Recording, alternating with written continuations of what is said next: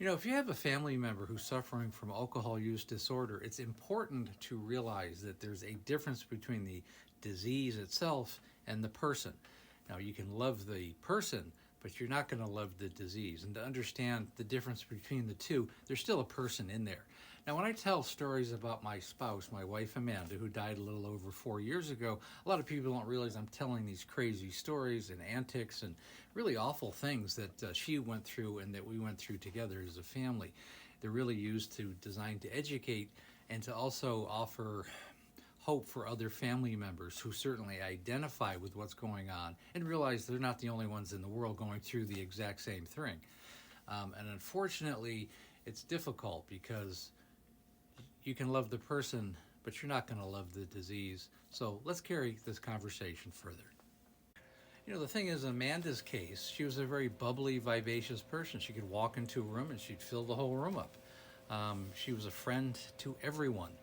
She had many, many friends, very long-term friends that she'd known from her high school years, college years, and afterwards. She had no trouble, just making friends wherever she went. She was a fun personality to be around, and she had good energy. I mean, the animals in our house used to follow her around. We had 2 dogs and 2 cats. She'd walk through the house, and they would follow her around the house just because they wanted to be around her.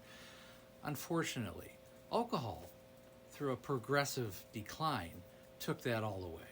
And it doesn't happen overnight. It's very progressive, and it's very subtle. But the glasses of wine at night turn into bottles, and then they turn into bigger bottles, and then they turn into anything you can get your hands on. And unfortunately, in her case, it took away everything. It took away her good energy. She became a very depressed person, and unfortunately, she lost her purpose, which is really a death sentence for anybody that has alcohol use disorder. And again, in the beginning, we were best of friends. We did everything together. We had our own brokerage for 15 to 18 years. We had many, many clients. We worked together as a team. We did everything together, vacations together. We had our son. I mean, we had a very good life. Unfortunately, that slowly was eroded over a period of time. And there's no one thing that happened. I think there were just demons in Amanda's life from her childhood that she never really overcame. I mean, I know that pretty intimately. You're going to have to read the book to learn about that further, but that's the truth. I mean, she had a lot of problems in her childhood. She had trauma. A lot of it was hereditary, and family culture was a big issue. And I think she just never made the decision, unfortunately, to finally quit. A lot of the rehabs that she went to, a lot of the outpatient facilities that she went through, they were really half-hearted because I don't think she ever made the 100% commitment to really stop.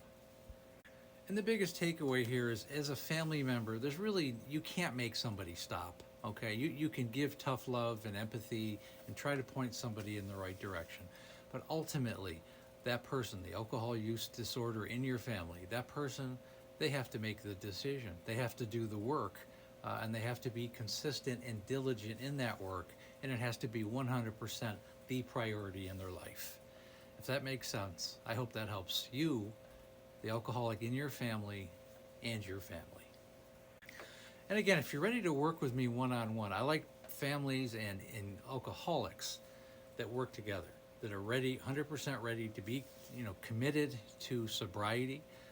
It's not playtime. It's not lip service. It's time to get to work. We set up a roadmap, a blueprint for the family. We educate the family and set up a blueprint for the alcoholic. And everybody works together. A very good concept. And again, please like, share, and comment. And again, we have a Facebook group called Amanda, A Cautionary Tale of Alcoholism. It's become a very good support group. And again, thanks for listening.